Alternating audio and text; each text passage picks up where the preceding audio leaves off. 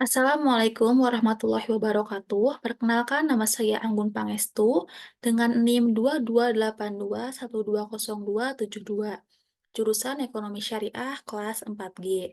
Di sini saya akan membuat video untuk membahas materi mengenai uji multikolinearitas. Di sini saya membuat video ini untuk memenuhi tugas ujian akhir semester mata kuliah Ekonometrika. Mungkin langsung saja ke pembahasan materinya. Yang pertama itu ada konsep dasar uji multikolinearitas. Uji multikolinearitas adalah bagian dari uji asumsi klasik dalam analisis regresi linear berganda. Uji ini bertujuan untuk mengetahui apakah terjadi interkorelasi atau hubungan yang kuat antar variabel independen. Nah, model regresi yang baik ditandai dengan tidak terjadi interkorelasi antar variabel independen atau tidak terjadi gejala multikolinearitas.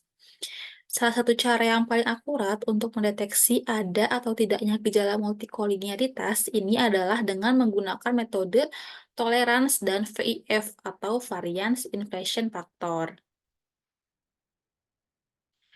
Lalu di sini ada dasar pengambilan uji multikolinearitas. Yang pertama itu bisa berdasarkan nilai tolerans dan berdasarkan nilai VIF.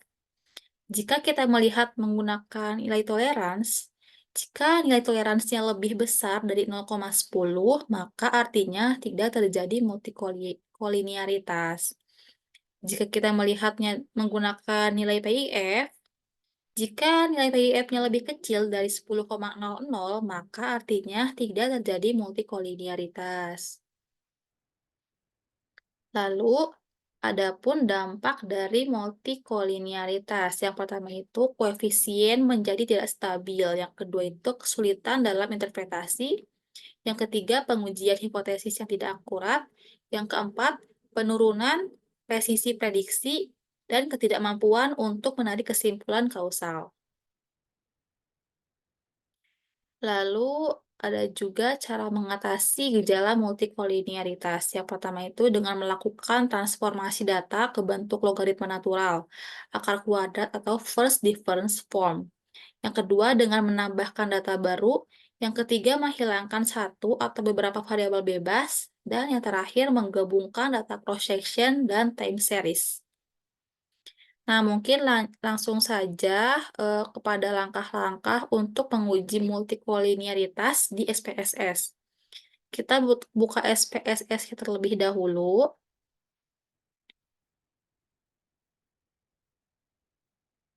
Pertama itu kita harus menginput data dulu di variabel view. Nah, kita masukin data-datanya di tabel yang sudah tersedia. Nah, di sini kita terdapat data di name, ada X1, X2, dan Y.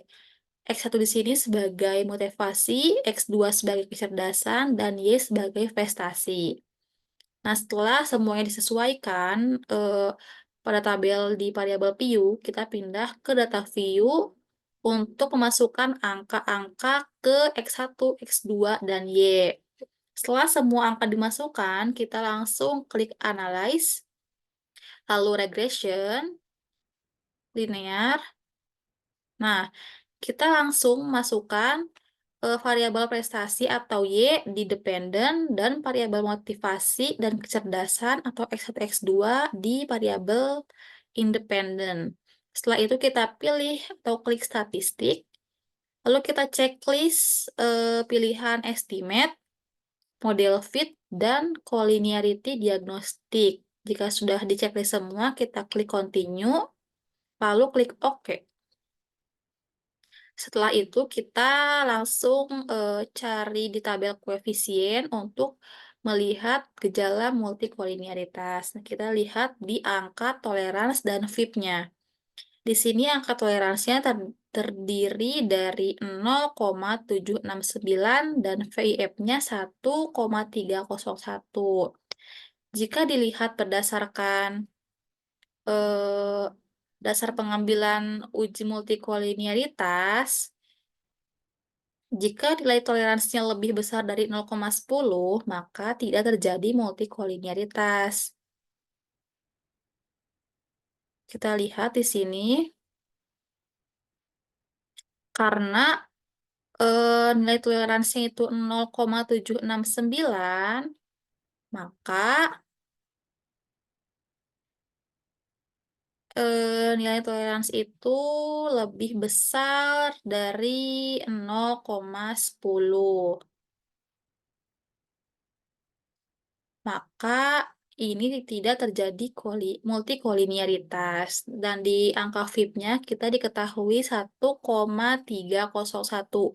Jika dilihat dari dasar pengambilan uji multikoliniaritasnya, jika lebih dari 10,00 maka tidak terjadi multikoliniaritas.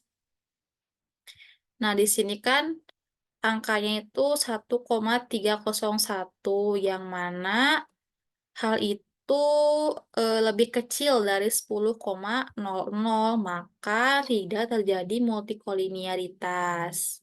Jadi, persamaan regresi yang kita lakukan ini aman dan terhindar dari gejala multikoliniaritas. Mungkin sekian yang dapat saya sampaikan, kurang-kurangnya mohon maaf. Wassalamualaikum warahmatullahi wabarakatuh.